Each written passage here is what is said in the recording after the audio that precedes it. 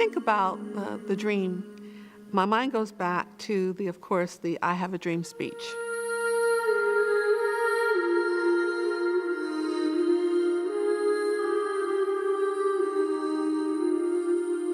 And the interesting thing about that dream and when our campus was born is that both of them happened in 1963. They were signing a promissory note to which every American was to fall heir. This note was a promise that all men, yes, black men as well as white men, would be guaranteed the unalienable rights of life, liberty, and the pursuit of happiness. Dr. King delivered the I Have a Dream speech in August of 1963. Our campus was established officially in September of '63. When I look at the first yearbook for our campus, the leader at that time, the chancellor at that time that wrote the foreword, talked about the dream of this university, fulfilling public education for citizens from all creeds, all backgrounds. And so there's a wonderful parallel in the dream when this campus was established in terms of who was created to serve, who it was created to provide educational access and opportunity for, and Dr. King's dream of everyone being able to achieve their goals.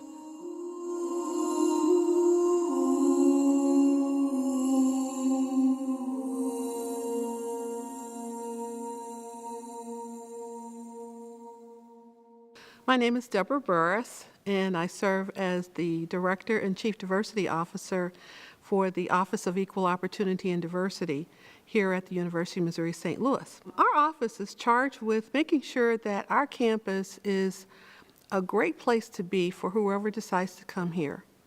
And we work very hard to make sure that our campus environment is welcoming to all who come, regardless of their background, their race, their age, disability status, LGBT status. We work very hard to make sure that we create a campus community that is welcoming to everyone who chooses to come here. From a historical perspective, the university was founded in 1963. The purpose of the university was to provide a four-year education at top quality, access to as many students as possible at an affordable cost. That opportunity was not available back there in 1963 in the St. Louis region, and with that we merged with the University of Missouri system to form a four-campus system. And when you look at our student body, you can tell that these are the kinds of students that this is the university they have to be at. That's what we're all about, and we serve the community, and on top of that, a bonus is we provide the workforce for St. Louis.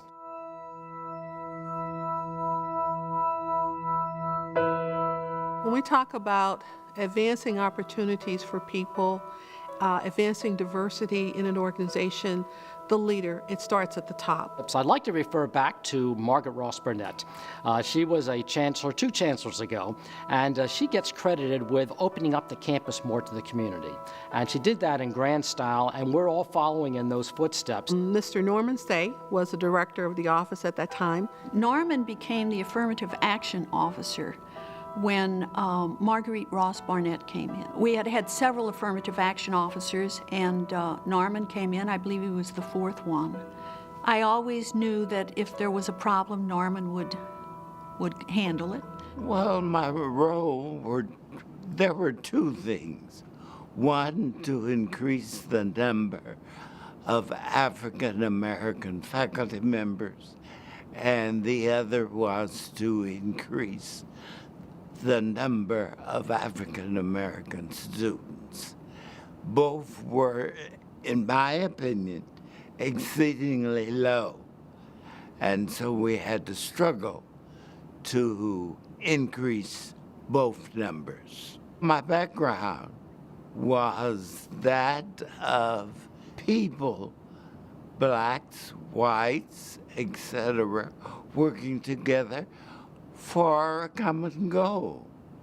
And I was excited that I had the position and the time and the energy to increase the number of African American and others. Mr. Say by far is one of my most respected, valued mentors of my life. And when I came to the campus as the assistant director working with him, I just learned so much and really appreciated the work that he and others had done in the civil rights movement. Well, I do believe it was the Civil Rights Act of 1964 that began to change this country. Obviously, if the legislators passed that kind of legislation, it meant the whole society was beginning to say things had to change. We began to welcome, more of a welcome for diversity. But I think it was really the 1964 Civil Rights Act and then the Title IX Act, which brought women on a par with athletics. It was the federal government saying if you get grants or contracts from the federal government, like a university would, then you had to comply with affirmative action. The University of Missouri St. Louis is the only one of the 4 campuses of the University of Missouri that never had segregation. And I think that made a difference. I don't think we were used to being apart. From the very beginning, we were together. Obviously, it was a totally different experience than Beaumont. I graduated from all-black high school and all-black neighborhood, and the University of Missouri St. Louis was anything but an all-black university. And I got here in the fall of 1967, so that represented diversity, just being racially integrated. The civil rights movement kind of ended in 1964, 65. And so by the late 60s, you were in a totally different period. There were real challenges to a lot of the governing substance of America. The black student movement and the anti-war movement really defined America in the late 60s. Now, I happen to be a founding member of the Association of Black Collegians that we started, I guess, in the spring of 1968. So if you were a college student in the late 60s, and were not comatose, then it was almost incumbent upon you to be engaged in a level of political activity. That's when the young people fundamentally thought that they could change the world and was attempting to do it, and it was exciting and exhilarating being part of that.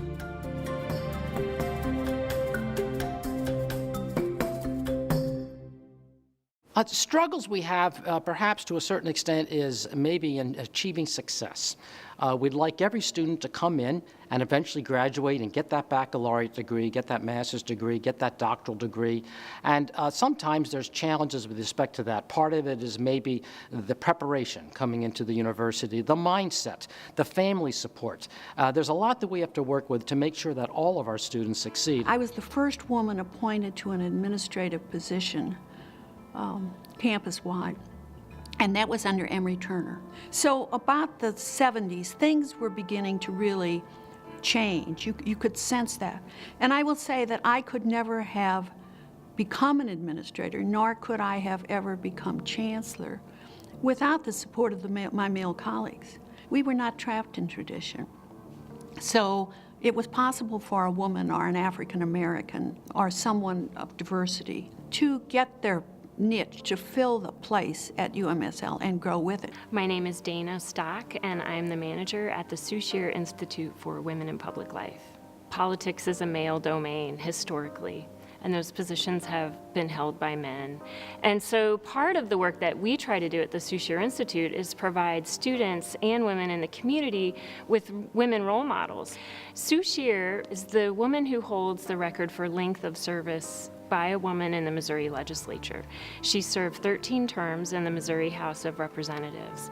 And the Souchier Institute actually began as the Institute for Women in Public Life in 1996. And we are a nonpartisan educational organization here at UMSL that works to support and encourage women's participation in government and encourage them to be more involved civically. When I came to the Institute, I was really impressed and in some respects surprised that this kind of organization existed. There are so many really wonderful, smart, talented women who I feel like sometimes they're hidden, like you don't even know they're here until we go around the room at one of our leadership programs and they introduce themselves and they talk about their accomplishments and their their visions and the organizations that they've started. There are a lot of really outstanding women students here who are hungry for opportunities to be more involved in the community and really make a difference. You know, just as we had one Secretary of State, Madeleine Albright, followed by another, there are breakthrough moments, and in Missouri, it's my hope that at some point we will have that breakthrough moment. I've had female students that have come with thoughts and dreams about what they want to achieve. You will only go as far as your dreams will take you. If you don't believe that you can achieve and you don't strive for that goal, you won't get there. And so if I had a young female were to come to my office aspiring to be president of these United States, I would again encourage her and say, okay, you can do it. Go for it and do it. People with disability are clearly one of the diverse groups that are more and more on the scope. MIMH came over to UMSL about 2 years ago. We were previously with the University of Missouri at Columbia. The thing that struck us most really was what a wonderful, welcoming community UMSL is, and how we were really included in many aspects of campus immediately, enthusiastically, and with open arms. UMSL is clearly a very diverse campus, and MIMH is a diverse institute. So like UMSL, we're also the face of the world here at MIMH, so it was a really good fit, and we were pleased to find that sort of diversity to join with.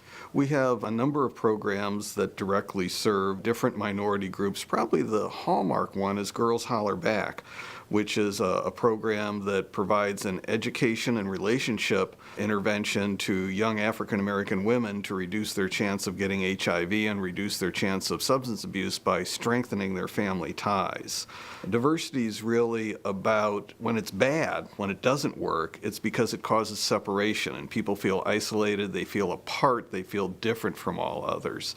It's the same thing with mental illness. Mental illness often is most harmful because people, like some diverse groups, are stigmatized and people pull back, and then they don't have that social connection, that sense of being understood by others, that even when you're having symptoms of mental illness, if you feel connected and feel understood, then you're much more likely to adapt and deal with it successfully. When we talk about our students with disabilities or our employees with disabilities, we have to always remember that talent comes in so many different packages. Well, it was important to our campus to make sure that individuals were treated fairly and had equal rights to accommodations. I've had blind students who have successfully gone on to graduate school. One student, he was actually a quadriplegic.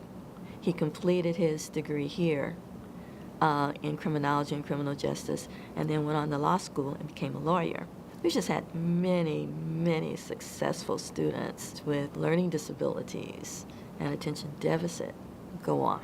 Just because a person may have a disability or a person may be different than the majority does not mean that that individual does not have the answer to some of the world's problems of today.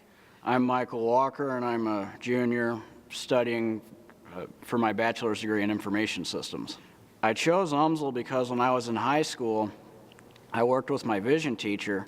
She talked to me about how UMSL was a great school for students with disabilities. And then I started looking at information systems, and then I found that the information systems program builds on the core of the business program, so you basically get the best of both worlds, technology and business. And if you're ever thinking about getting into something like web development, which was a hobby for me, so I thought, well, it wouldn't hurt to have it as a career. Well, information systems was the way to go. My hopes and dreams for myself are that after I finish my degree in information systems, I plan to work as a software developer or systems administrator.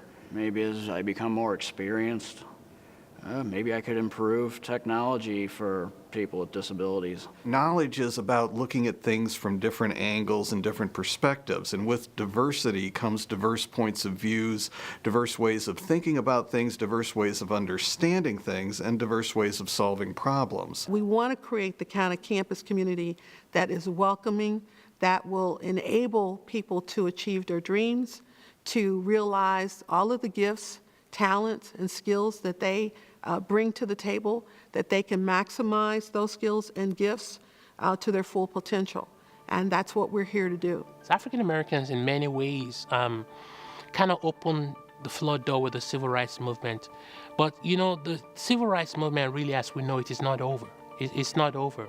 Until recently, people of, you know, gay, lesbian population in the United States faces a lot of discrimination.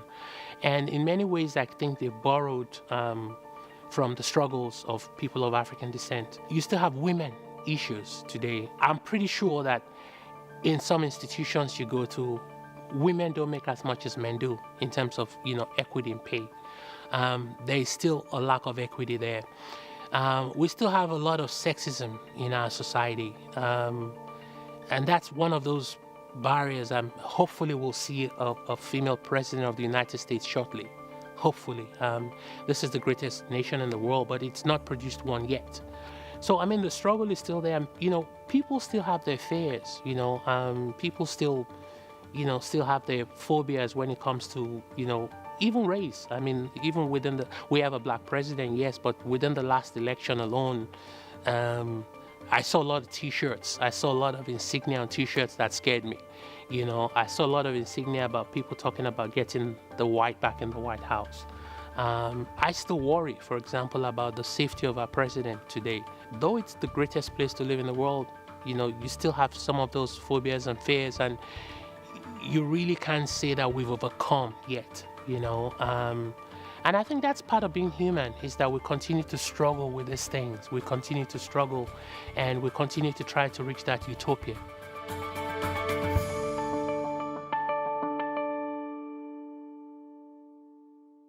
Well, certainly with the dream, we want opportunities for everyone. And that's the kind of campus we are. In fact, many of our graduates are first-generation graduates. That means they're the first in their family to get a good degree. That really reflects the dream of Dr. Martin Luther King, that, you know, all of our students can have that opportunity to succeed.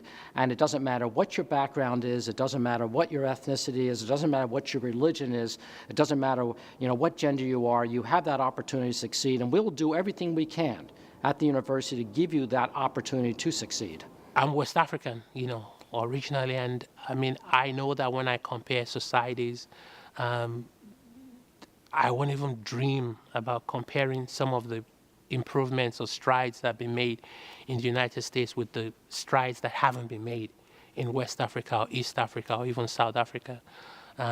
So, you know, while we grumble about our situation, sometimes some of us who are from different backgrounds or backgrounds other than the United States are grateful for the society we live in, because we're able to compare and look at what happened in a place like India or in Pakistan to a girl who wants to study, who simply just wants to improve her life. We stand on the backs and the shoulders of certain people who have suffered, who've, you know, shed their blood on the rocks for us to be able to walk on. Well, when I arrived, the diversity on campus meant white students and African American students. There was approximately 8 to 10% African American students on the campus, and that was the meaning of diversity at that time. There were essentially no international students on the campus. The first large cohort of international students that came here were from Malaysia. They were students who had completed 2 years of study at Mara Community College in Malaysia. They were ethnic Malaysians, and since the Malaysian government provides special economic benefits for people of Malay or Malaysian background, they had government scholarships to complete their education in the United States. And these Mara Community College graduates were attending several universities in the Midwest, including UMSL. I would say probably at our peak we had approximately 100 students from Mara Community College.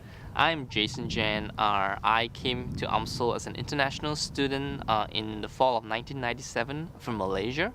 I came here for my bachelor degree in finance. I'm the owner of Froyo, a local frozen yogurt chain in town. It's a self-serve frozen yogurt stores. I started Froyo 4 years ago, back in the fall of 2008, with one store in the Delma Loop area.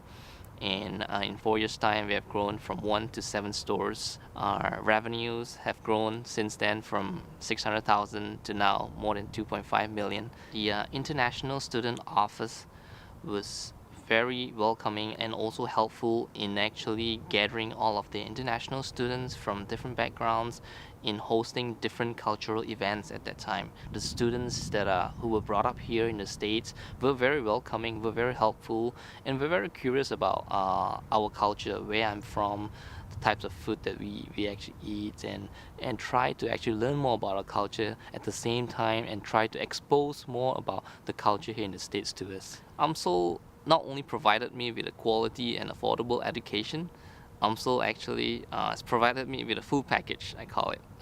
UMSL is where I met my future wife on the very first day on campus. When I was growing up in St. Louis, there was no public education unless you wanted to be a grade school teacher. I wanted to teach, I knew I wanted to teach, and I got a scholarship to St. Louis U.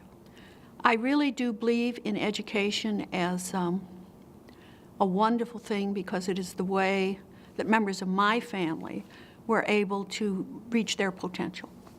And I always wanted that for St. Louis because I was fortunate to get the scholarship, but I knew a lot of my friends didn't have that kind of money, and there was no public institution for them. One of the most important things that you gain from a college experience is the ability to really interact with people from different backgrounds. And I think the more exposure you have to diversity in college, whether it's working with students from different ages, different cultures, different religious backgrounds, it really just adds to the value of your education and it makes you a more well-rounded person. The Office of Multicultural Relations is a huge asset to our campus. I mean, being an urban public university is so critical that we have programs and services to meet the unique needs of our students. Just in fall 2011, we had our best retention rate for minority students in school history. We retained 80% of minority freshmen. It's the first time in our school history we retained over 75% of our freshmen. So definitely excited about where the office is headed. Every year we're becoming more and more diverse, and we have to, again, make sure that we have the services in place for our students to be successful. I kind of got to move to the U.S. out of nowhere. So whenever my mom told me, let's go to the embassy, if we get the resident card, we'll be on our way to the U.S., I said, okay. But what we didn't expect was for us to get it and then be on our way 2 days later. So we literally had to drop everything we had and just leave. So when I first came to UMSL, I decided to look for organizations that I could join, and I became a member of the Hispanic Latino Association. Some of the things we do, in which we do tend to focus on more, are just events for the campus. We have done things like celebrate a Hispanic Heritage Month. We do like to have students come and join us to do charity work, so like volunteer work. We have also volunteered for the International Business Conference because it's one thing to hear from a person about their culture, but it's a whole nother to actually be a part of it and talk to them and go out with them and interact with them, not only in school but outside of school, because we do make friends. We do become friends. So it's really nice. Honestly, I believe that many colleges and universities, their goal is to make sure that they have a diverse student body and they have a diverse faculty and staff, but they haven't thought about how those different populations interact. I mean, do you have an opportunity to learn and grow with these different individuals that you see every day when you go to class? Well, if Dr. King were here today and he was talking about his dream, I'd have to say his dream is my dream, in a way. And I believe that we have come a very long way. And I'm delighted that I've been able to get an education and to teach and to be a faculty member. I feel he would be very proud of what the University of Missouri has accomplished. We're a linchpin within the community. We embrace diversity. We look for opportunities for our students, our faculty, our staff. We serve the community, and I think he would be very proud of us.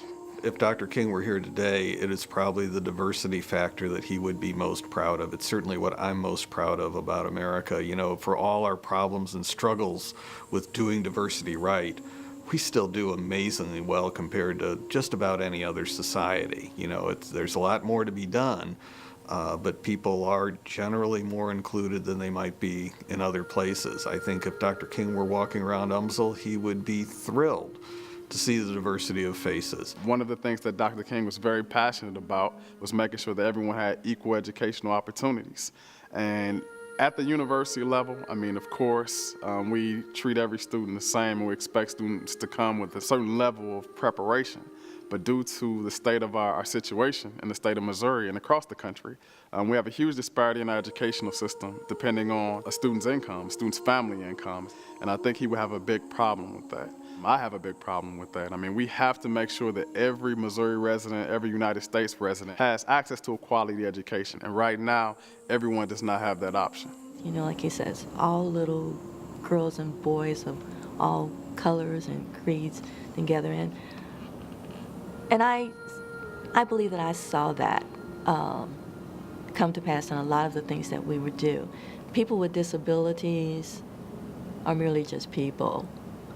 And they're just as diverse because it's probably the largest, it is the largest minority group because it encompasses all the minorities and the majorities all together. I think he'd probably say it hasn't gone as far as he would like, but that he's delighted at how far it's gone. And I think that's sort of my view of things. I think it has gone immensely well.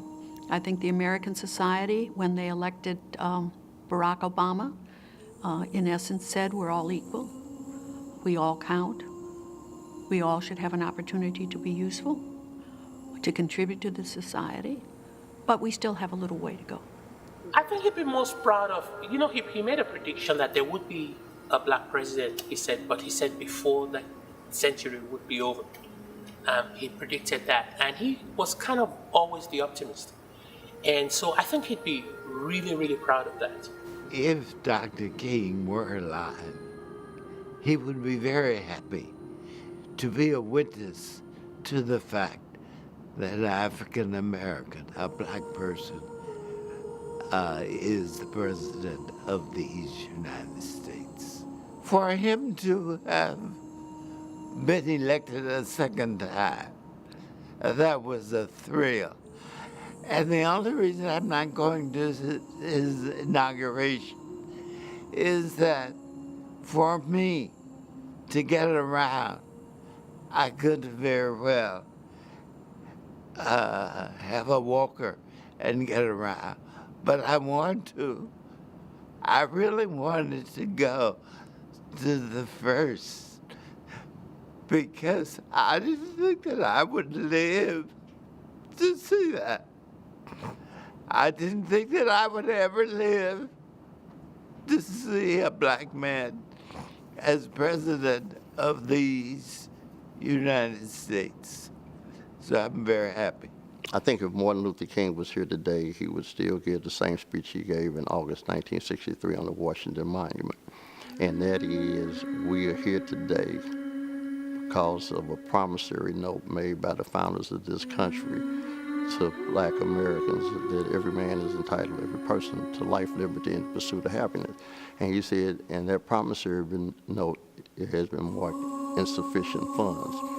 And I would argue he was saying in 2013 the check is still bouncing. But the first part of his challenge about why he said he was in Washington, why he was giving that speech, nobody pays attention to. And that's what makes him the profound leader that he is. And I would argue that the challenge that he laid out in August of '63 is still very much with us in January 21st, 2013. If Dr. King were walking on our campus today, I know he would be very proud because we are fulfilling that dream on many levels. Not that we've fully achieved it, we still have a ways to go, but we have, in essence, reached out, we have embraced and certainly included the very individuals that he fought so hard for to make sure that they had equal rights, that they had a chance, an opportunity to fulfill their dreams.